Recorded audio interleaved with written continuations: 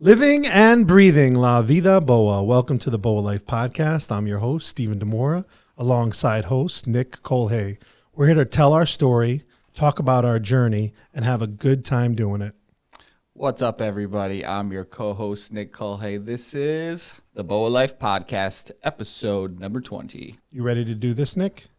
Vamos lá, primo. Vamos lá, número 20, 20.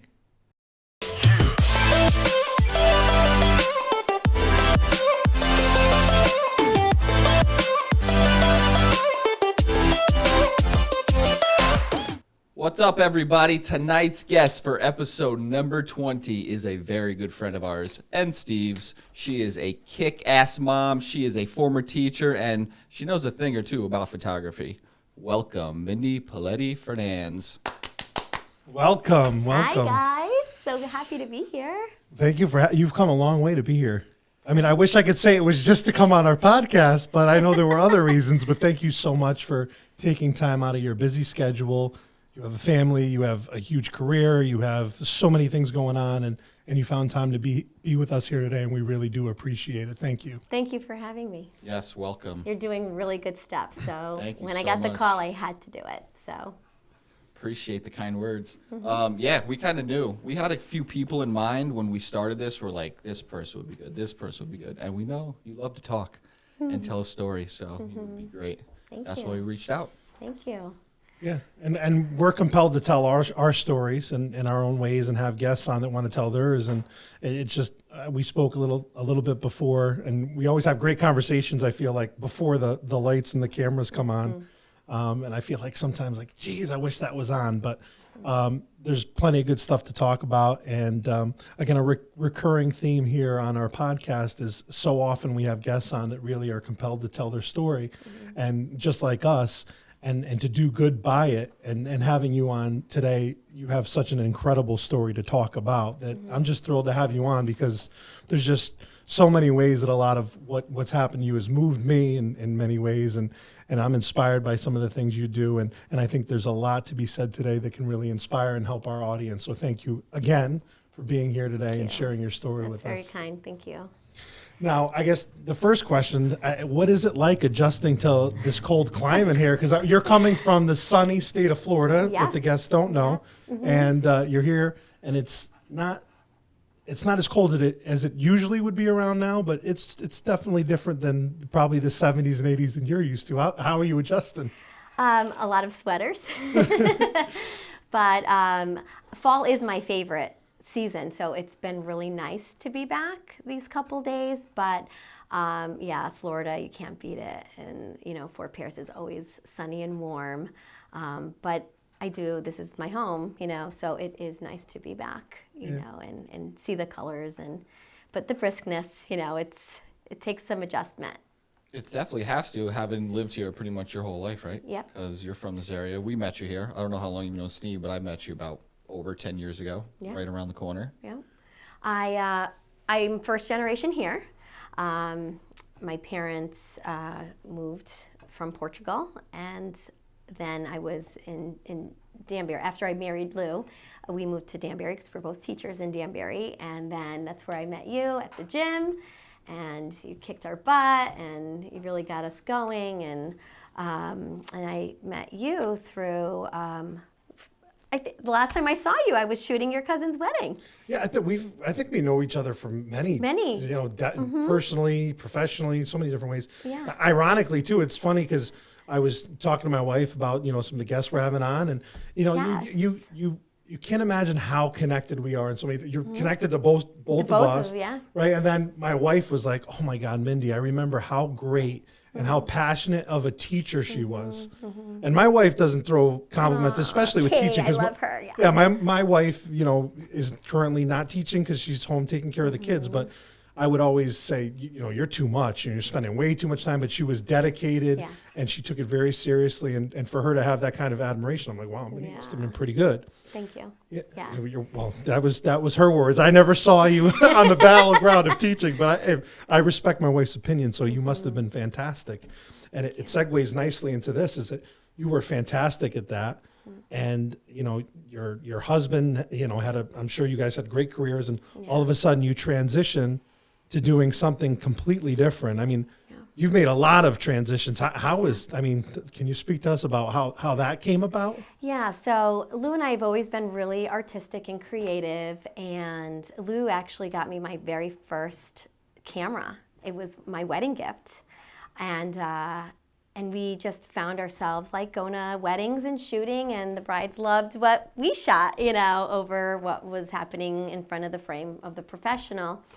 And then, school I loved it. We went into it because I love children and I'm passionate, and I loved, if I could do science, math, and reading in one lesson, then that's the way I'm going to go.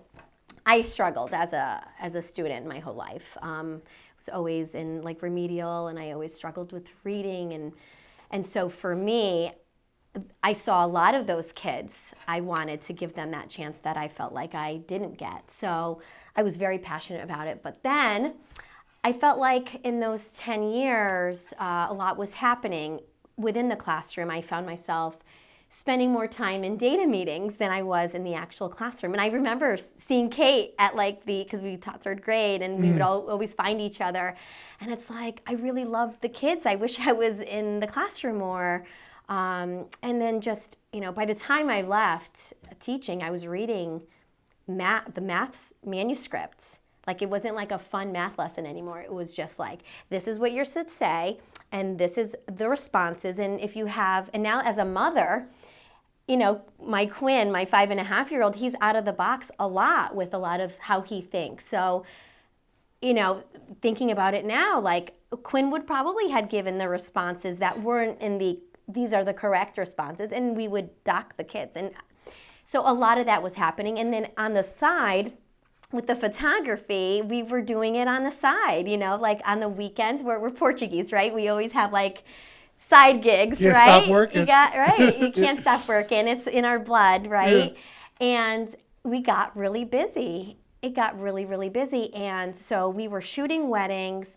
And then in the summers, we would travel so much. And then we found ourselves like staying back a little bit because we were getting hired more and more. We were starting to get like notoriety, and people really loved us, and we loved what we were doing. And then the data meetings would happen, and I would have like nervous breakdowns because it's like, we're at what percent? what? And I have to get them to what percent to pass? Like, we're a failing school, like all of that. And I would come home after my data meeting, I would wipe away the tears, put on some lipstick, and then go into our studio because we had to interview couples. And that's where we felt like, okay, we have to be fair to ourselves. Because we did. We was like balls to the walls for like 4 years where we worked. We were working, we were both teachers, and we were really, really busy. And then a lot of health stuff was starting to happen then. I was diagnosed with Lyme, and it was undetected for like 13 years. So, I had a nurse come to the house. I was just like, I think the medicine was making me even worse than the actual ailment. And so I felt like a lot happened there in my 30s, right? I was like 32, 33, and, my health was starting to, and my holistic person, she's in Ridgefield, she was like, you have a lot going on. Like, I think you need to start choosing, choose what you're doing, because on the weekends, it's not like you can rest from teaching on the weekends because you're shooting on the weekends.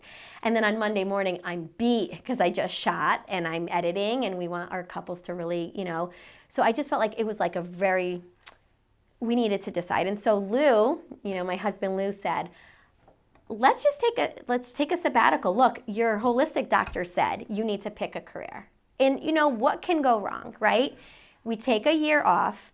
We're tenured, so if we don't like this full time, we'll just go back to our teaching positions, and maybe that year off will kind of energize us to go back into the classroom, and we're not in this rut. And so that's what we did. I spoke to the principal. She was very supportive. She knows I was having like health issues too, and she's like, this is probably really good for you. And then within 3 months, it was like, I'm never going back, because we were, together. My husband and I were together. We were able to do a lot. You know, we were branching out, the destination weddings. We didn't feel right shooting a destination wedding and having to miss school, you know. So we ended up shooting weddings in like Spain and, you know, your cousin's wedding in Mexico. Yeah. And I was newly pregnant, and so was Kate. Yes, I do remember We were that. both like secretly pregnant, but we, you know, and I remember riding in a van together and you guys talking about it. Yes, Yeah, it's been great. small world. What a It's- wonderful wedding that was. And that is, I would have never been able to do something like that if we didn't. He's a take the listener chance. too, so he's going to hear this. Jomar and Victor, I love you. So, you know, so it was that. And then I was able to take care of my health a little bit more. I was able to sleep, right? Like those 8 hours at school, right? Staying after, staying, correcting, bringing it home. All that was gone. So, and then my teacher friends would call and say, hey, can I? It's wild. It's getting wilder. You left and it's gotten wilder. Like, can I hold your lights? You're doing boudoirs. Can I hold your lights? What can I do? I'll serve you drinks, you know. So that confirmed for me that we had made the right decision. Like doing something you love, right? Doing something you love wholeheartedly and not splitting it up in between something you really love, but I'm kind of falling out of love. And here's like the new girlfriend, right? It's like you're passionate about it. And photography has been the girlfriend that hasn't left. Like we absolutely love it. You guys know? got married, right? To your girlfriend. Yeah, we got married to our girlfriend. And that was our first baby. I always say it. Everlasting's our first child. Everlasting's our first baby, you know, and it's your first and you take good care of it. Yeah, I think that's important, especially when you're doing something you love. I mean, you treat it as if it's your creation, and it's unbelievable that the two of you could have that together and do that and have the, you know, have the courage to follow that, you know, because there's something to be said for a nice steady career. I mean, my parents were teachers. I know what comes with the stability of being a teacher and then to chase what presumably may have been your dream or, you know, segueing into something different, a passion is just courageous. And, you know, that's just the kind of stories that we want to hear, you know, giving people the inspiration of saying, what do you have to lose? Like, go for it, you know? Right. And, you know, the teaching was something you enjoyed and maybe it was changing or maybe you were changing, but nevertheless, you went and you did something new. And I think that's important for people to hear, because a lot of times I think there's a lot of failure to launch, you know. Yes. You get stuck in, you know, doing what maybe you think is traditional or safe, and what do you have to lose? And sometimes you need a push from a friend, a colleague, a husband. Yes. And you know, you went on that journey together, and obviously it's been nothing but successful for you. You know, when I see you guys, it's like you guys were killing it. You were doing everything. I'd see them playing soccer. You know, you had, you know, a career, you had the side hustle, you know, and you know, sometimes you don't realize that, you know, there are challenges. I'm amazed at the level of the impact that stress and, like, you know, not resting can have on, you know, underlying illnesses. But more so, I'm amazed that something would go undiagnosed for that long. And it's funny you were talking about Lyme disease, because I know a friend of mine had a child who was having issues, and then, you know, eventually they realized that it was that. I mean, it's scary when you don't even know what's wrong with you sometimes. You know, you can even treat it. And what was that like? Well, it's really interesting. And Nick was with me at my prime. Like, you know, you look at me, I was like a gym rat, you know, my body was like pristine. I was the picture of perfect health.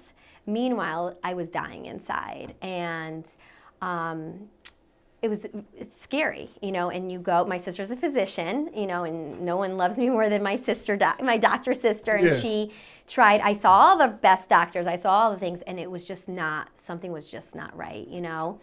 And I find it very interesting that we're talking about this, because just a little side note that I want to share. I have wanted to tell a story for a while now, and so I was diagnosed with cancer when Quinn was 16 months. And so again, I was a CrossFitter, ate organic. I mean, I did it all, the water, you know, all of it.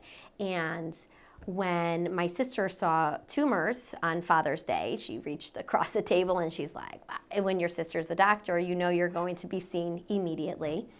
And so, so it was quite the story, quite the journey. I was very private about it. You never read about it or heard about it. Just, like my closest tribe, some family members didn't really even know, because when you hear or see the word cancer, you automatically, you both have experienced that. And I knew I wasn't going down. This was not going to take me down. I did not wait until I was 40 to have this perfect little baby to let him down. There's no way. And so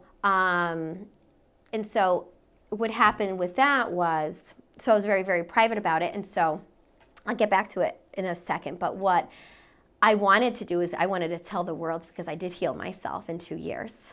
And I did all kinds of things that you never heard of, or things that might be weird to you. And so then I was going to, this past summer, move to Spain, because that's what we do, right? We're adventurous and we have the flexibility. So we started setting up our studio to have shooters shoot our weddings. And our couples knew that we were going to be away, but our team would be there and we'd be the ones that were editing.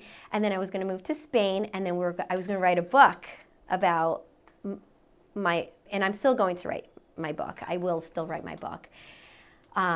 So that was supposed to happen August 2020. And so, but then I ended up losing my dad, and then I ended up a week later finding out that I was pregnant. Here I was, 44 years old. Here we are, right? And so then COVID put the nail on the coffin, and I couldn't go anywhere. And I was like, I had everything like ready to go. I have, my file this big, and I really felt like I have a story that we all need to hear, because I feel like everyone is got some underlying something, and we're young. We're all very young, and people are getting diagnosed younger and younger, and it's frightening. And I need to share that when you see the C word, right, it could have really taken me down, but I knew it wasn't. And, when we're talking about like La Vida Boa, right, we focus on like the highs. But I feel like healing myself holistically from cancer was the scariest thing, but my God, I learned so much. I learned that cancer is not just physical, right? So the regular plan was that I was going to have surgery on my thyroid. They were going to remove the whole entire thyroid. Then thyroid and lymph nodes. And then like the inside, person in me are like, wait, we need those lymph nodes. Like, why are they cutting those, right? But I was just like in shock, and Quinn was like on the floor with his books and his blocks, and it was just so much all at once. And so this was the plan. They're going to remove, and then they're going to give me a radiation pill, which is like a radiation. And then depending on what comes back with that biopsy, they might have to go back in, cut more, and then do some chemo, is what they said. And I hear that, and I'm like, okay. So that was all very frightening. And so they scheduled it, the surgery, all that was scheduled.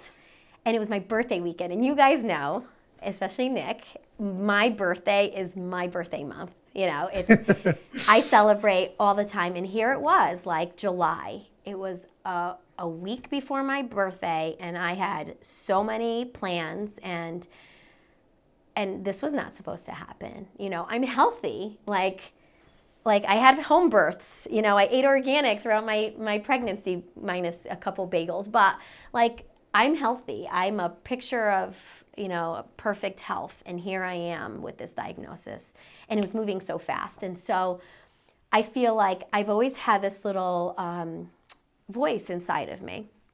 And so 3 days before my surgery, I felt like God, an angel, the universe, all of that, woke me. It was like 3 a.m, and I was bed sharing with Quinn and Lou at the time. So I got up, and I'm like, all right, I have to do something. Like I felt like there was this urgency. Like if my life is going to change, because during this whole time, I was like searching. I felt like this feeling like I had to keep searching. Okay, let's talk to other people that have had this RAI radiation done and who have had their diagnosis ripped out of their bodies. Like, we need them. Like, God doesn't make mistakes. Like, everything that we have in our body, we need. It's got to function. And so I kept hearing the same. This is at 3:30 in the morning. So from 3:30 in the morning to 6 a.m., it was the same story. And now I was talking to people like in Australia because it's a universal thyroid cancer group. So everybody in the East Coast was sleeping, but everybody on the other side of the world. And it was the same story. I lost my marriage. I lost my job. I was never the same woman. There's a couple men in there. I was never the same man. My children don't talk to me. Like all these things that I'm like, I can't be that. I couldn't encompass that, I need to be a mom for my little guy. I need to be a wife to Lou. I have brides depending on me. Like, this is not cool, right? And so I started doing more and more research, and I'm very neurotic about like ingredients. And so what I said was, well, I was also going to be dependent on a pill for the rest of my life. Once your thyroid is removed, they put you on a pill. And I looked at the ingredients, and that's when the ugly cry came. I ugly cried when they told me I had to stop nursing, because I was going to nurse Quinn until he was like driving. But and so I'm like, what do you mean I have to stop nursing? And they're like, well, because of the radiation, you have to stop. And I was like, oh my God. So then Can I interject? What's the ugly cry? What is that? Ugly cry just means like when you're crying really, really hard and your Okay, face your face crinkles up and it's not cute. Okay. It's not just like a pretty tear where it's like bawling my eyes out. When I saw what was in this Synthroid, this pill, and I'm like, this is going to finish me. There's ingredients in there that I'm allergic to. Doctor they were going to put me on 84 milligrams, and that was the end of that, and send me on my way. And so I said, okay, I'm not doing this. So I texted, and I was like, at this point, I think it was like 5 in the morning. I'm sure he'll be watching, so he'll correct me. I texted him and I said, I am so sorry. It's wedding season. It's the summer. I haven't really been in touch with you, but I need your help. He's a friend of mine, Dr. Nelson Laboritas. He's an acupuncturist, and he's a holistic guy and awesome. And I said, I'm sorry that I have to be telling you this because you are a close friend, but I got diagnosed with cancer. My surgery's in 3 days. Like, I need help. I'm not doing this. Everything in my body now tells me I need to shut this whole plan down. And he was up, of course. My people were up. We don't sleep, right? He wrote me back right away, and he was shocked. And he's like, you? Like, people like you don't get sick. People like you don't get diagnosed.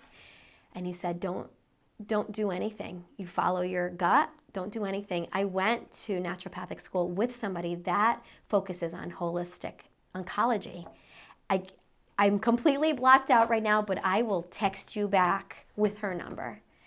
And within 2 hours, the sun was starting to rise.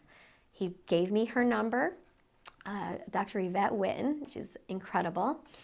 And Lou woke up with the baby, and he goes into the studio, and there's papers everywhere. Like, I was just jotting down notes. And he's like, well, what are you doing? It wasn't editing, right? Like, usually if he finds me in the studio in the morning, I'm editing, and I wasn't. I was like sitting on my hands and knees scribing things. And I said, I'm not having the surgery on Wednesday. And he said, I've been waiting for 2 weeks for you to say that. But I've been just really trying to be supportive. And we both cried. And I said, okay, I have a number. Nelly gave me a number. And he's like, call. Let's do it. I had to wait until 9 o'clock. And my parents, the way that God planned everything out that day was everything that God has my back. There's no way about it. The way my parents were supposed to have taken Quinn that day because I was supposed to edit. So just the schedule. So I call the number. She picks up the phone. When was the last time you called a doctor? And they pick up the phone. It does not happen. No. This is the kind of person she is. And she said, oh, I can get you in next Thursday. I'm really boggled down. I said, I'm supposed to get cut on Wednesday. She goes, I'll call you right back. So she switched things around. She got me in at 2 o'clock. gave me enough time to drop Quinn off, went to go see her, and we sat for like 2.5 hours. I walked out of there knowing that I was going to make it. I was going to make it. I was going to see my little boy grow up. I was going to be this amazing mom. I was going to shoot weddings. I was going to all of this. And that's where my journey started. And she sent me home with a coffee enema bucket and a ton of testing that I've never heard of. And then it was telling my parents, and they were supportive. My sister was like, oh my God. But funny enough, and this is how I knew, when my sister's like, okay, who's this doctor? This doctor, right? Right. And I said, Dr. Yvette Witten, and she was like, I treated her mother. My sister prayed with Yvette's mother till her last breath, and they know each other and love each other. And so my sister said, okay, you're in good hands. And Yvette and I cried about it. She's like, your sister is an amazing physician, and she's not like any other physician. She prayed with my mom until her last breath, and and so she was like, and here you are. And that, I guess, that voyage there with Dr. Witten and my sister, and here it is, 10 years later, she's now about to save my butt. The world works in mysterious ways, doesn't it? It does. And I just feel that was everything, to follow my gut, to say, no, I'm not going to do what I'm told. I don't do what I'm told. Seems to be the theme, following my gut, the good life, right? It's really about following that little voice that you have, following it because it's there for a reason. It's there for a purpose. And my life has completely unraveled since then. So within 2 years, normal life, if I shot a wedding, I would bring my alkaline water, my meals. I was strict as everything. The coffee enemas, 67 supplements that were good for me. Because people now know about me through, other people that I'm slowly sharing. And they say, what are you doing? Because I want to do it too. And I said, well, it doesn't work that way. All of our bodies are different. What has worked for me might not work for you, even if it's the same cancer, it's the same ailment. And it was that autoimmune from my 30s that bit me, growing a baby in my body. The little that I did have, thank God I worked out. Thank God I was healthy. Thank God, or else I would have been diagnosed sooner. But keeping really healthy and really following my gut with things kept me. But the pregnancy was and then nursing, you give everything to your baby, right? It's just how it is. And then I had nothing left. And then that's where all the warning signs came. But it's quite remarkable. And a lot of people do reach out to me, and I feel like I have to tell my story. I have to. This is the stuff that doctors don't tell you. They look at a tumor, and they look at it as bad tumor, let's cut it. And through this voyage, I've learned that tumors are our friends. Our body, and I know that's crazy to hear that, because I cried when I hear that, because how many people do we know that have tumors and they cut and they radiate? Our body is so, so, so smart that it encapsulates itself to protect the rest of the body. And that's what my body did. This was my story. This is what happened to me. The 4 tumors that were cancer, they said, we're not going to go anywhere, right? And it's like, it brought like a lot of faith back into like the body, right? Like our faith with God, like you gave us a perfect body. We're the ones that ruin it, right? We ruin it with toxic food and toxic behaviors, but it's been, you know who your friends are, right? You know who your friends are, the ones that stand with you, the ones that, surprise visit you. And, it's hard, raising, you guys have kids, raising children is hard as it in itself. And then to have, it's a full time. And my husband, Lou, was everything in this. He would prepare everything for me. And we'd have treatment days where he would stay with Quinn, and I would be gone from 6 in the morning and come back at like 6 o'clock at night. And I would have my food, everything set to go, because I would do therapy days. And and he was like everything, and he was committed because he had lost his mom young too. You know, she was 52 when she was diagnosed, and so he feels like if I could have done this for my mom, I would have. But we didn't know any better, right? You do what the doctors tell you, and you pray for the best, right? And so him and I just really connected, and it was just this amazing, miraculous. And then to the point where I have an oopsie daisy baby at 44 years old. And I remember my father had just died the week before. And, you know, Lou had lost his dad at the beginning of the year unexpectedly, tragic. And my cat Charlie died 6 weeks before my dad. So I was like a wreck. And so we knew Dad was on his way out. And so Lou and I are like, okay, we'll reconnect. Like the sand was settled. And then a week later, here we are. And I text Dr. Witten and I said, I'm pregnant. She goes, of course you are. You have no toxins in your body. I mean, there's women that are selling their life to create a life inside of them. And here I am, 44 years old, like, oops, 44. And it goes to show you, right? A body that's not loaded with toxins, you know, it's incredible. Unbelievable. Truly unbelievable to listen to. Thank you. That feels really incredible because I've never shared this. And my book was supposed to, in my book, I will write it, but every chapter has, you know, what I did, my feelings. And it's not, cancer is just not a physical cut. It's emotional. I did like past life regression stuff like pokey, wokey, weird stuff that I'm like, okay, Dr. Wynn, okay, you know. And she's like, I have to peel the onion slowly. You were in a fight for your life. I mean, I'm sure you would have. I did everything. and insurance doesn't cover anything. So there goes all my nest egg, all of our nest egg that we've worked. I mean, we were married 17, 18 years, right? 18 years when all this happened. So you have a nice nest egg, gone. And I feel guilty because I'm like, money Lou.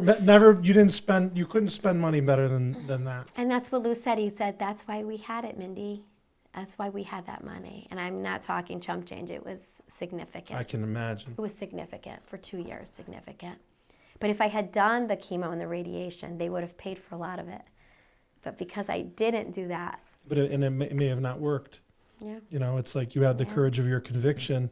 And I think, you know, mind and soul and spirit and having someone by your side like you did, I mean, anything's possible. We always talk about having a mindset and the courage to go after something. I think it's the same when you're, you know, fighting for your life. It's like you had a map of what you thought was going to potentially work for you. You had doubts on what you thought wasn't, and you went with it. And you know, thank God it worked, right?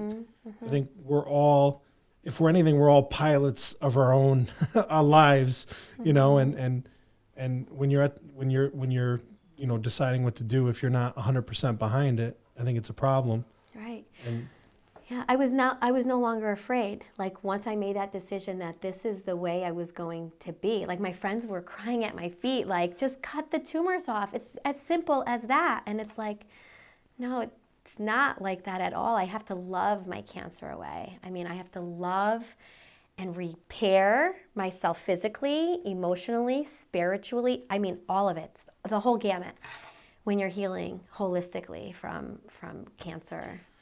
it's amazing because I've obviously read a lot and you hear about stories like this, and then to actually know someone that's gone through it and experience it, it just gives you a sense of hope that, you know, if you're, you know, ever in a situation where you have to hear something like that, that there is hope and that, you know, there's more than one way to do it. You know, some people go traditional, some people go outside the box. And I mean, it's, as a society, sometimes we're, you know, judgmental and we're like, oh, like, you know, what are you doing? You know, it's like, if you really want to be around for your kids, you shouldn't do. And, you know, sometimes it's amazing what, you know, what we can do as human beings. I do believe that we have the ability to do unbelievable things like heal ourselves and all that stuff. So to me, I don't understand why people aren't more in tune with that. I think we're just so stuck in, you know, Oh my God. It probably was hard because I know for a fact you were definitely swimming against the current with that, probably family members. So I don't know. You got to be a strong person to do that, but I'm sure you had all the reasons in the world to do that. Yeah. And to be able to share that story so that other people can maybe have the courage to do that. Because that's hard. I think a lot of people, a lot of times in life, and not just in this, in other areas, have a path that they want to choose or, do something and they don't because they're scared to, because what other people may think or say, or what traditionally has been the best path to, go about certain things. Mm-hmm. And for you to have the courage to do that and then to now share that story, I think it's awesome. It's like, to me, it's emotionally, it's like, it's hard to listen to because obviously having a mother that passed away from cancer and things are so much different then than now. But, my life is always what if, she was still around and all that stuff. And that your kids aren't going to have that, that question is unbelievable. So I'm glad that worked out for you. And I'm really glad you're sharing that. So thank you. And thank you for that. Yeah. I can't imagine having to go through that. And not to make it, not to minimize what you went through, but as a husband, for your husband to go through that, it's like, how dare I say that? Because obviously it was your life and the balance and all that, but I couldn't even imagine having to deal with that with my wife and knowing my dad went through it and what he was like and the type of person he was. It sounds like your husband was similar to the kind of guy my dad was. Like he would have given his own heart, here, take it, Mm-hmm. So just amazing. Yeah, thank you. Yeah. Anyone who knows you knows how strong-willed you are, and you could tell right away, even if someone meets you right away, that's how you are. Steve talks about this a lot too. It's like we sit here and we talk at least once a week, and we share a story where, we're anxious, we have all these feelings, but yet we still get in front of the camera and speak. And what he says a lot is that, if we could help just one person do anything to better themselves, then it's all worth it. So if you don't mind backtracking a little bit, like how did you find out, like when did the diagnosis come? Were there signs your body was telling you? Was it just something you didn't know going on in your head? Because if you can share little things that maybe a listener can pick up on, mm-hmm. and maybe be in the same position as and better in themselves one day, I think it might be good for them to hear that. Yeah, I'm happy to share. I was always very tired, and I always had an excuse, right? I worked out too hard. Nick killed us, on the box jumps. I was always feeling like fatigue, and I just felt like I was doing too much, right? Listening to that was that was my body saying, "Hey, slow down," right? And then I quit the teaching, and so I was like, okay, but it was still very tired. I was very tired, but the tumors, you could see the tumors from the outside. So just check your whole body. And I always say, have your spouse or your boyfriend or your girlfriend or your mom, the people that are with you all the time, they're the ones that are going to notice a lot of the differences. But yeah, the fatigue is huge. And I think as a culture, because we eat lunches in cars, it's like a hustle and bustle is normal, right? And if you don't hustle and bustle, then you're lazy. So yeah, and so people are tired all the time, and you're drinking coffee. Like I was 4 espressos a day. That's how. So not knowing, I was draining my adrenal system, not knowing, right? Take your vitamins, right? They always say, oh, vitamins, it's just expensive urine. Yeah, I always say, find a really good holistic person, and those tests that the doctor gives you doesn't tell you anything. There's specific hormone, specific tests that you can take, and then only take those supplements. That's very, very big. And that's, as far as any other, I'm stuck. Well, you hit on something really important. It's like fatigue. Yes. Because you're right. We wake up, chug a coffee, we go through the morning, we feel great. What do you need? By right after lunch, you got to get in the drive-thru at Starbucks again. And that's not normal. If you're feeding your body right, if you're hydrating, if you're exercising, if you're doing all the right things, you don't need that stuff. That's right. And it's too bad that we're just flooded as a society with things like that. Yeah. And I went from the 4 to 5 espressos a day I had to quit everything. I did coffee enemas, but that's not through your, it's a completely, it's a liver detoxification mechanism. And I went, no coffee. And I was like violently ill when I was detoxing off the coffee. And I mean, look how dependent I was on it. Withdrawal, yeah. And I had the most energy. I mean, you guys would see me. I had amazing energy. My wedding season, while I was healing from cancer, was the best. I used to come home after a 12-hour day, and I would do a load of laundry and load the dishwasher, and Lou was like, this is amazing. And I was a mom. I was still a mom, you know? And that's how you know. So, Nick, you are absolutely nailed that. When your body is functioning at the right, speed, when you're putting all the right things in it, it's gonna pay you back, and you're gonna have all this energy without the Joe, right? Without Absolutely. the coffee, yeah. Decaf is, Yeah. I'd probably err on the side of probably doing too much coffee these days. It wouldn't be a bad thing for me to stop doing it.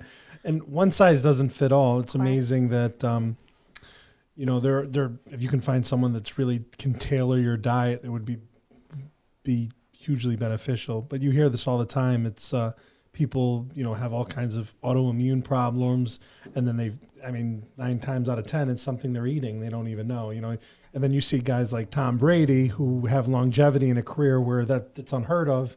And then you hear, the kind of food he eats, and doesn't eat, tomato sauce and all. He stays away from all these things that are tailored to him.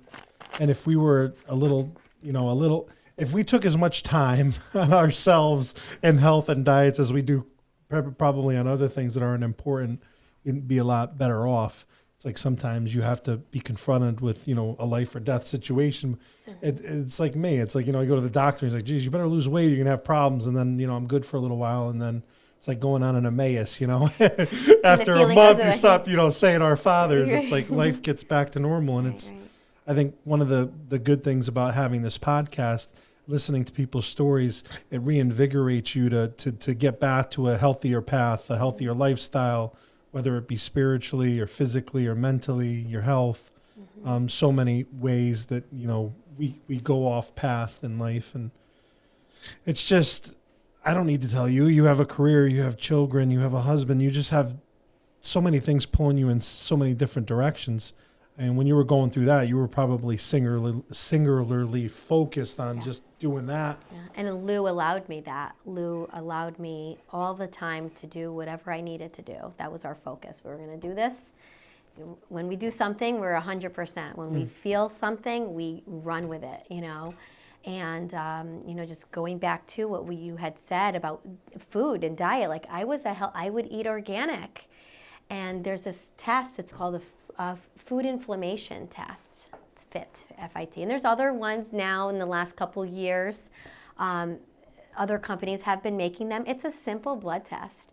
And I got mine back, and like things like eggs. Like I would, my daddy had chickens in the back. Like I had the best eggs, and he wouldn't feed the chickens corn or like all those things. And sometimes it's your own body, right, that knows, the one size fits all. So sometimes you think, oh, I'm eating super healthy, right? I'm eating super healthy. I'm eating organic. But if you're eating the wrong type of food that's not right for your system, then your body's fighting inflammation. And that's rare. It all starts with the inflammation. Yeah, I've taken that test and was very surprised at what came back, because all the things that I thought were good, and even one of the biggest things in the world, turmeric, is supposed to be anti-inflammatory. It was top on my list. There you go. So, other things, avocado, broccoli, some healthy nuts, some healthy fats that I thought I was, nourishing my body with. I had to cut it out right away. Good for you taking that test. Yeah, you're right. And it's so simple. It's like a blood test. Yeah. So, I don't know why. I'm glad you did it. Oh, me too. I feel better too. Yeah. Yeah, so Steve, we got to get you that fit test. Yeah. FIT. Yeah. Yeah, I'll take it. Yeah. Well, it's funny because you think you're doing, you're making good decisions and sacrifices, and then you figure it out like, oh, that's not good for you. And I'm sure what's bad for you may be good for me, or vice versa, Right. I think that we don't always have the ability to do a diet process of elimination. It could take a long time. If you have the technology to do that, why not? And it's super easy, Steve. It's like literally 30 pages or whatever test you want to do with how many foods. And it's red, yellow, and green, right? Mm-hmm. So the red markings, you avoid them for 6 months. The yellow, because I was like, we're doing this. Anything that was yellow or red, I just didn't do. Omitted. Yeah. And I had a nutritionist that helped me and the holistic oncologist. It was like a team, right? And I was like on a ketogenic for cancer, so I couldn't do dairy because casein's not good for anybody, but most people, it's a big cause of inflammation. But here I was like trying to do a keto, but I couldn't do salmon, and I could like all the keto foods I couldn't do. So but it was a sacrifice, and I wanted to do it. I knew that if I stuck to it, my gut was telling me, like, if you go this way, it's gonna be okay, and I'm glad that I did, but it wasn't easy. It wasn't easy, and it wasn't cheap. So, do you think that the transition from being here to Florida and the career changes were good or bad, or how do you think that played into everything? Our shift to Florida was something that needed to be done for several reasons. I guess for me, I'm 45 and Lou's 43, and we have 2 very small kids, and we needed to simplify, right? Like living the big life, right? Living the BOA life, right? You have your big house, right? You have your nice cars, right? So all on the checklist of things. You have your wonderful friends. You have your family close to you. And then to make that change, to simplify, to live in I call it a tiny house. It was like, our house is not tiny. I think it's a tiny house. Hold on. Did you name your house down there? Casita. Little house. Casita. Casita. That is funny. I went from Lola to Casita. Lola to Casita. But, yeah. This is the bilingual episode, by the way, folks. And simplifying everything. So spending time with the kids instead of 6 hours to clean your big house, right? Yeah. Financially, it was a beautiful move for us because we were able to sell Lola, very well, and then right now Florida is a bit wild right now as far as the housing market's booming. You're feeling it, right? Yeah. So we bought at a really good time, but not having those big bills, not having a heating bill, like just the heating bill in a big house, as you guys know, and. Winter, yeah. And, and just really focusing on what's really important right now, just the day-to-day balance. Lou and I now have 2 children, and trying to balance that, it's hard. I have to tell you, you guys know you have 3. Like, it's amazing. On purpose. Like, you have 3 on purpose. And we were like Quinn and Dunn, and it's like trying to, we have our shooters, but we still have, it's Mindy and Lou love behind it. We're editing everything, so it's trying to stay committed to each other, strangers in the night, like he's at his desk, I'm at mine, we're editing. And then during the day, it's about the boys, because that's really important, and just focusing on the kids, How do you, so you mentioned, during the day is family. Yeah. Night is work. Pretty much, and then Most you have a of the husband to take care of. Yeah. He takes care of me. I have It sounds like you guys take care of each other, Yeah, so yeah. And actually, I want to bring a good point. You said he helped you so much, and being a strong-willed person, it's like no matter who you are or what you do or how strong or weak you think you are, you always need someone to help you. And I like to think I can do a lot of things by myself, and I like to bring myself back into check just thinking about those things.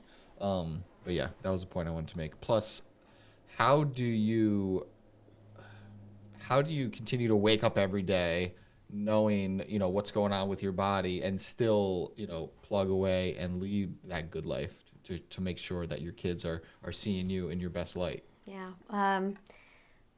Be an example, right? I feel like being an example, my food choices, having them see, but at the same time not being so helicopter, because now, Quinn is like 5 and he's in a school where they talk about like Cheez-Its. And so we talk about like food coloring and, and the choice is yours. If it's, if you want to try, I don't want to like, because then he'll have that issue. I think in one of the episodes I connected, and I took from that episode, I took that away and I put it in my back pocket and I said, that was perfect. I needed to hear that, Steve. You had said your family was very strict when it came to your diet and eating. And then what would happen when they weren't around, you would binge, right? And you would sneak it or go to a friend's house and they had it all. They had all the shit there. And and I'm like, I don't, like that was huge for me. And the next day, literally, Quinn had asked me about something, and even the way that I approached it was completely different. And he was kind of like taken back. And that was huge for me. So out of that episode, you got this awesome. Mama. They got this mama who's like, if you choose to, you can look at the ingredients. He's like, this ingredients, what is this? And and we're talking about it together. But I won't now say to him, you can't have that. And sometimes he'll have it, and sometimes he'll say, Mama, it wasn't worth it. He'll say. You're right. You can only show them the way, and you obviously don't want them going down the wrong path. But ultimately, when you're a kid, and then the forbidden teenager fruit, and you become an adult, it's like you're gonna be who you want to be no matter what. So you just got to continue to lead them. Right. I agree. But yeah, let them taste a little Dorito once in a while. That's scary. But you know what's really funny though, guys? When we were at CrossFit, and they would always have like a 4th of July party, and they would those red, white, and blue ice creams would come out, and Lou and I would be like, "Oh my God, they're coming out!" But we were like, "Okay, we can't tell him no, right?" And he tried it, and he hated it. He goes, "Mom, this is terrible," and I'm like victory dance, right? So because his palate is so used to certain things. But yeah, like a Dorito, a Cool Ranch Dorito. Yeah. It's insane. You mentioned food coloring. I read a book once called The Dorito Effect, and it just tells the backstory of how artificial seasonings were brought about and how it led to addiction. It is addiction. Well, some of the they're foods, designed to be addictive. It's addictive. Actually, which is kind of scary. Like I think they equated it to like cocaine. Yeah. The addiction, the cheese addiction, I was told, is just as strong as cocaine. Don't tell that to the Portuguese people. Well, in our house, we have the Manchego, 6 months or older. It's okay. Yeah? Yeah, you can have Manchego, a little bit, right? yeah. Why 6 months or older? Because it's something in the casein and the goat milk that doesn't allow it to be as there's healthy cheeses out there, right? Yeah, there is. It's amazing. You got to just find it and then test it. That's right. And, to speak about that, like you taught yourself. Yes. A lot of, a lot of things, pretty much everything I've learned, other than some good teachers I've had back in the day. Like I've taught myself everything. And that's important for people to hear because trial and error. Yes. You're never going to know, anything unless you go through it. And you got to fail at it or be successful at it. Either way, it's a learning, experience. I agree. Yeah. If we can shorten the learning curve, though, through hearing, others and walking through their journeys and listening to their stories, it helps too, and especially when it's people you trust and if they've gone through, certain things, you can really shorten that learning curve up. That's great. And I think that's what we get a lot of here. And you kind of just gave me a little a little pat on the back for something, and it's like, this is exactly why we're doing it. It's like guests are going to hear your story and they're going to do the same thing. They're going to put it in the vault and think, all right, let me try that. I mean, just last week we had a guest on, and I'm like, all right, I'm going to do that with my kid, because we were talking about how we can, as men, be tough on our sons sometimes maybe, and say, hey, toughen up, but instead of talking them through the experience, like, which I loved listening to what you were saying, like explaining to them the benefits of choosing this versus that. It's like, instead of just being a dictator and saying, hey, the Portuguese way, right? It's what like, we get know. up, brush yourself off. It's no, it's like, honey, it's our, and I have to be more empathetic because I'm not like that. It's like, honey, it's okay. Like, you're scared. You just heard a loud noise outside. Like, I understand how that could be scary, but everything's fine. Like, go to bed. Like, that's the best way to be a parent, I think. And I'll be like, stop being a wimp. It was a firecracker. Go to sleep. Right. And it's like, Put this in your vocabulary. Ready? How can I help you? What can I do to help you?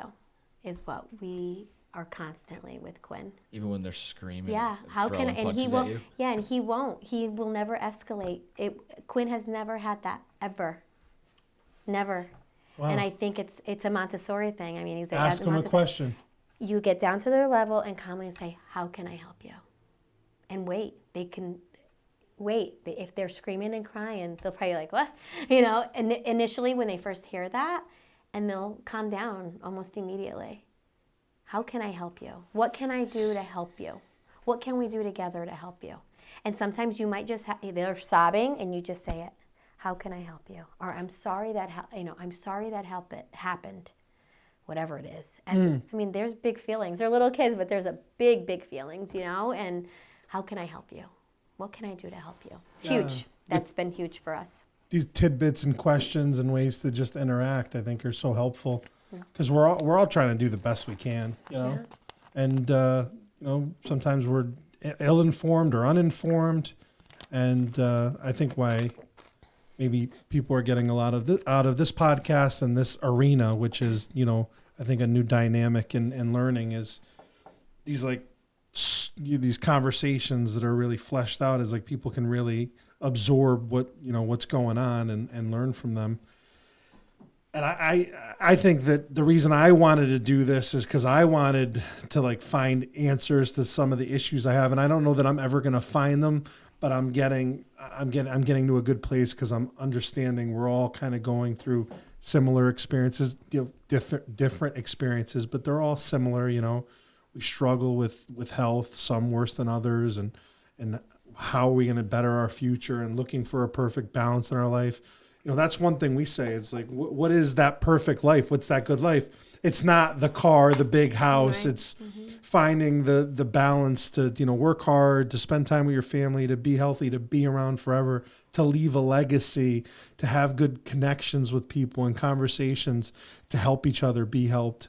So I think that the important thing is realizing we're all a community. We're all in this together. And I think nowadays, the last couple of years have been, maybe more than that. And the pandemic's even made, I don't know if it's made things worse. When the pandemic first started, I felt like, maybe this is a blessing in disguise. Cause people were nice for a little while. It was a little while, and then all of a sudden, I think it got worse. It's like people are, at each other's throat about stuff that just doesn't make any sense. And then when you hear someone like you going through what you've been through and what I was through, it's like life is freaking hard. We lose people we love. We struggle to find balance and to try to do the best thing. And then we add to it by getting in fights with people we don't even know about, stuff we don't even really care about or even know about. And I think these conversations are important to humanize each other and be like, listen, we're all different. We all are kind of looking for this. I think most normal people are all looking to just have the best, live our best lives, And sometimes you're behind the camera. This is a different experience for you, right? This is a very different experience. Usually I'm on that side. Right, and you're looking for the perfect picture. And, that's what society is now. It's showing these moments in time that are perfect. That's what you're looking for. Where on this side of the camera, it's this is what's not perfect. This is my journey. This is what I went through. And it was a struggle. And thankfully, you're able to show us how you came out. You came out the right side of that struggle, because it could have been a lot different. And that's the type of things we need to cherish and understand that, sometimes things aren't always what they seem. So, take a deep breath, enjoy the present, be present, and go with your gut. And that's what I'm getting out of what you're telling us today. It's you're going to pick a path and you're going to stick with it, and you better be behind it 100%. I think the reason you're here and you're healthy today is because you believed 100% in what you were doing. And I think our minds and our souls are unbelievable, right? I mean, we talk about all the time, when you can see something, you can make anything happen. And why can't you, improve your health or change a diagnosis that is terminal into whatever, It's nothing. It's in the rear view mirror. And you gave me hope, because sometimes I fear. My greatest fear in life is the C word. There's nothing I fear. I don't fear many things, now as an adult, but that's one of them. It's like having an illness and having to struggle with that, and it doesn't just affect you. It's one thing if it just affected me, but I know all too well it doesn't just affect the person that's sick. As a matter of fact, it probably affects them maybe the least, but So in the long today run. you have to just let that go because manifestation is there, right? Yeah. Manifesting, it's always moving. And it's almost like you have to let that go. Like, don't even give it any mind. Just focus on, I'm going to be super healthy. I'm going to watch my babies grow. Because our mind is so strong. Sometimes our mind is stronger than any medicine or any pill that you can take. I have your mindset. When you said something, and I would do it no justice by trying to repeat it, but in essence, it was like, this thing's not gonna, take me out, right? I have that mindset. Like, I lost my mother to cancer, like that. I'm not going out like that. Like, it won't happen. Like, if I found out, I'd be like you too. It's like, whatever I got to do. Like, so I believe in that if you manifest and you think something strongly enough. But you're right. If you let that creep in enough, God only knows. The positive and the negatives and Words and thoughts. Yeah. Words and thoughts. Your body's always listening. The subconscious is always listening, and it's huge. I agree, It's huge. and I think that a lot of people allow too much negativity, and that's why they're never really living happy lives, because they let that be the prevailing thought in their mind. It's the one thing is when I learned in an early age from my mother was being positive. It's ironic that ultimately cancer and all that stuff, but that's the mindset that I'm gonna have is while I'm on this earth, I'm gonna look at the glass is half full no matter what. I don't care, and it's not always the case because. Sometimes life throws us curveballs and we start thinking differently, but I try to always default back to that. It's like, be positive, positive with yourself, be positive with others. Sometimes in my past, it's come off negatively. Like sometimes people are like, oh, this guy's, thinks he's something special. I'm like, I've always thought I was great. I never thought I was better than anyone else. I tell my kids, like, I want you to look in the mirror and be proud of what you see, because I love who I am as a person, and I'm very proud of who I am and what I've become. But I don't ever think I'm better than anyone. I don't care if it's the bagger at the grocery store or anyone. I've always my family comes from humble beginnings, and I work in my profession with someone has no money or has a lot of money. They're the same. They're my client, and I'm going to do the best that I can for them. So, stay humble, but at the same time, it's not a bad thing to think highly of yourself as long as you don't think you're better than anybody else. Right. So sometimes, confidence and cockiness can get conflated, but I think positive mindset, be proud of who you are. And I'm inspired by your story. I mean, I don't know. I didn't know whether to cry or be excited. When you get through that process and you're on the other end of it, it's like you probably feel like you could take anything on. I could do anything, right? I left everything in Connecticut and I left, right? Like, yeah. I feel like, right? Like when I feel like it was all set up for this, all of these experiences, right? And I feel like if I could do that, I could do anything. So if I have to pick up and leave this state and make a better life for my children so that they can live a little bit more normally, and I'm going to do it, because if I could, if Lou and I held hands through, my journey through healing myself, then this is going to be a walk in the park, and I love what you said, like, make a decision and then go. No looking back, and I think that's really important too. Well, yeah, it's like you make a decision, but at least you don't even have to know everything that lays ahead of you. Yeah. All you have to know is that you're taking the right step forward, and another step will come, and you'll make that decision at that time. Too often we get caught up with, looking way too far into the future. People have goals and all these aspirations and everything, but the worst thing they could do is not taking that first step to get started.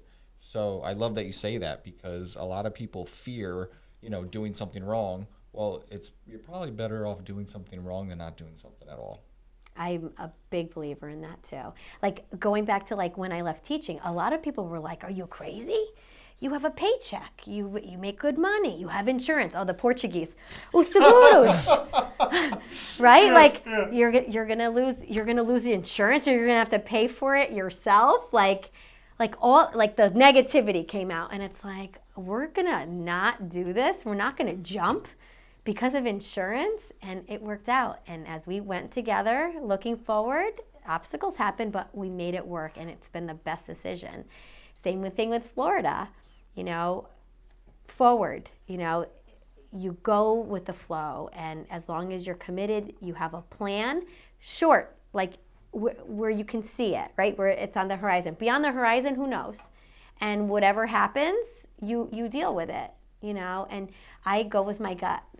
My gut has never, it's been my whole life, right? It's been, my home births. I've always felt, it's, what are you doing? You're old, you're high risk. And I'm like, really? Am I really? It's just because I was born in 1976 is really the only reason why you're telling me I'm high risk. Because I have six pack, I have a six pack right now, and the 22-year-old in eating McDonald's can have her baby however she wants. Like, I was labeled high risk because of my age, and I was like super healthy, Yeah, it's like, what's high risk? I mean, high risk is also eating Doritos every day. That's right. And they don't talk about that, right? No, they don't. And drinking 5 espressos a day, right? So it's really about making that commitment, making a commitment, and whatever it is. And if you have to mold and change, to fit, things, let's say you make a mistake, you fall on your face, you clean each other up, and you keep going. Like, if we got to Florida and it sucked and it was horrible, it's the best thing. I mean, our friends are all coming down. It's really great. And like, it's funny because Lou's always, because I loved Lola, right? I loved my house and I loved the memories. I had both my children were born in that house, so I have that extra layer of memories. And he's like, well, if it ever bothers you, you can always just show up at the door and be like, okay, let's talk about, can I come in? Can I buy this house back from you? So I said, all right. He said that, and now it's official because now I it's shared like you have it. the freedom to do that. Yeah. Why can't you do that? Yeah. Why can't I do that? Right? If I ever want to live at Lola again, if I ever want to come back and I want it, I can do it. You could probably make it Call happen. Angelina, Yep. Valentini, and be like, okay, we need to make this happen. And right, just I always say mind open. Never be afraid of failing. Failing and the bad, shitty shit is really how I've grown. At 45 years old, the real serious stuff, the changes have been what has evolved to make my life what it is right now. And if I didn't take risks, I'd still be teaching. Miserable, I'm sure. And I mean, you would certainly have a couple years of of some interesting. In school? With everything that's happening now. The last 2 years would have been. Oh no, see, I would not, and mental health for me, that's not okay. And so I always feel like everything happens as it should. That's my thing. And as long as Lou and I are, holding hands through it, and allowing our children to do the best that they can, doing the best that we can to just keep sane. This children thing, I mean, we were married 14 years without children, and we would travel, 5 times a year, and that was our good life, traveling. Parties. And my parties, I love my parties. Those were really, really fun. I'm sorry that you and Kate never got there. Some of the best memories ever. Yeah. The best memories. Yeah. What you can remember right now? It was probably bad. I probably would have matured. destroyed Lola or something. It would have been. It would have been bad. I know a good lawyer. Right? Oh man. But yeah, so it's been and that's where I'm like when I was thinking like on the drive here, I'm like, like I could talk about like the good stuff, like what an amazing husband I have, and how lucky we met through the Emmaus, through pain. I had relationships that were very painful, and he was just like a ray of sunshine and completed like what I needed. Right, the musician. I always loved the musicians, and he captured my heart with the guitar and the piano, and I love that. I love that my children, I hear them tinkering on the piano. That's how I always envision my life with music in the house. I can't sing. I'm very excited to hear you sing. This concert, I need like VIP tickets. You will be invited. Don't you worry. Thank you. But but that's always something like that. I guess I manifested. That I'm like, I was manifesting, not knowing that I was manifesting, but my wishes, right? If you guys are readers, a great book. It's called Wishes Fulfilled. It's one of the books that I read, and it was about healing cancer through manifestation. And this person was going to die, and when they autopsied him at the end, no cancer. And I mean, he was going to die. Like, there was nothing. He did all the holistic stuff. He did all the, everything, the regular medical way, and this man died with zero cancer in his body, and it was ravaging him. It was like eating him. And Wishes Fulfilled, it's a beautiful, beautiful book, and it's real, and so manifestation is real. Our thoughts are real. Put good thoughts in there. Don't even think about that C word anymore. You're not allowed. Yeah, no. You're not allowed anymore. It certainly doesn't do any good. I mean, sometimes I can be an anxious person, and sometimes I'm alone with my thoughts, and your mind will go places it shouldn't. And you've got to really train yourself to not do that, right?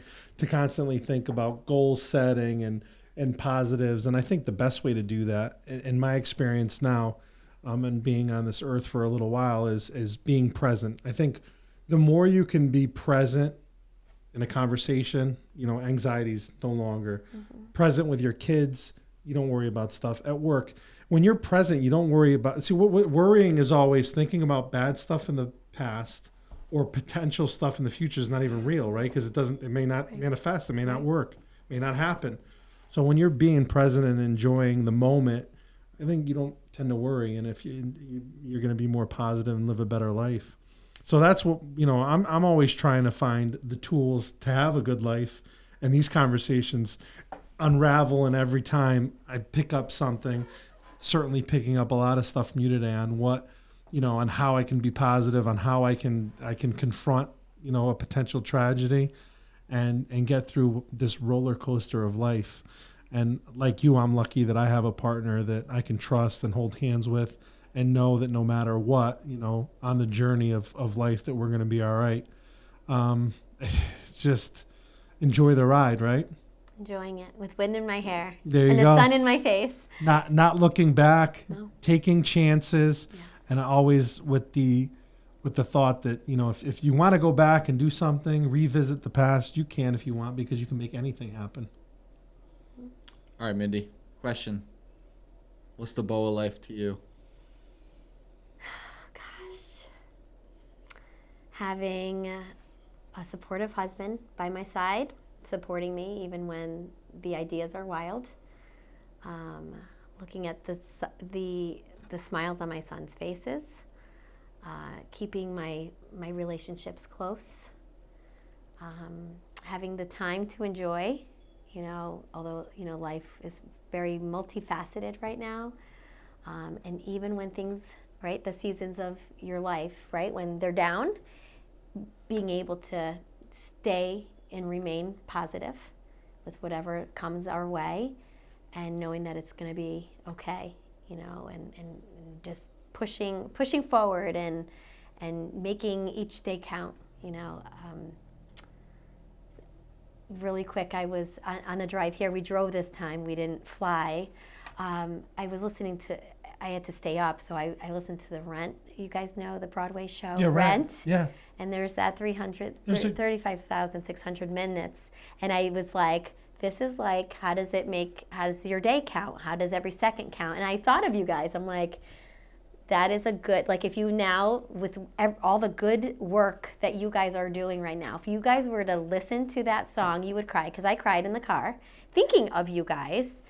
And these episodes that I listen, and you're changing people, and you're making people aware, and I heard it. I was listening. I'm like, I have to tell them. I have to make sure I remember to tell them to listen to that song. I will. Seasons of Love is the name of it, and you'll listen to it, and you're gonna, it'll be different for you, because I know I've heard that song a million times, but now I feel like listening to these podcasts like I'm trying to like pick and choose, just like you. If I can pick something from each episode, it's huge for me. That's unbelievable. You said that you were compelled to say that. We were always talking about like signs and things that happen that kind of tell me and tell Nick that we're on the right path and what we're doing. And you mentioned Rent, and I could be wrong, but I think yesterday when I was at the christening, Dan was telling me to watch something on Netflix that was about the guy from Rent, I think. I don't recall. Yeah, I'm gonna. Maybe I wasn't present for that. I'm gonna text you after if that's the case, because Yes. if it is, that's gonna blow my That's mind. going to be amazing because There's something on Netflix he said that I should watch. He said it was awesome, and I think it was about the guy that. produced Rent that Or died Rent. right before the first show. And if it's the case, I'm getting like Yeah, goosies that's because pretty crazy. he said. And then now you're bringing, hey, I just heard that. So again, like I see signs my whole life from my mom. That blow my mind. I've talked to Justin out there and Nick about it, coming over here on my birthday. And then you hear stuff like that and the universe is just speaking to me. So I just appreciate your time. I appreciate your story. Nick and I can't thank you enough for coming on. We hope to have a future discussion with you. And you heard it here, ladies and gentlemen. Make every day count. Please make every day count. I feel like we could be here all day talking, but you have a family to return to Yes. that needs you and wants you. Yes. And I think we do too. So I was going to say your kids too. yeah. They're probably sleeping by Yeah, now. probably. Who knows? Maybe they're waiting up for us. But I thank you. Thank you so much. And I love that you shared this story that was, so profound and so, thankfully so unbelievably, fortunate, and that, you blazed your own path and you got to where you wanted to go your own way.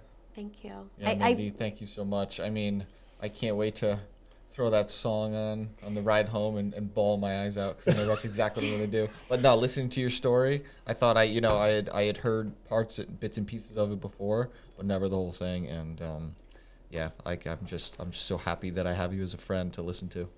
Thank you. And when my book comes out, I'm going to come back. I will. I'm going to come back when that book is written. The book is written because it will be written. Nothing's going to stop me. Episode 1, we talked about we wanted to definitely review and talk about books. So if we can get an author on, forget about it. Yeah, it's going to be amazing. Yeah. Thank you. Thank you so much for coming. Thank you. You guys are amazing. Keep doing really You're good work. amazing. Thank you for having us on. Bye, Thank you for everybody. being on with us. Bye, everybody. Vamos! Vamos. Vamos.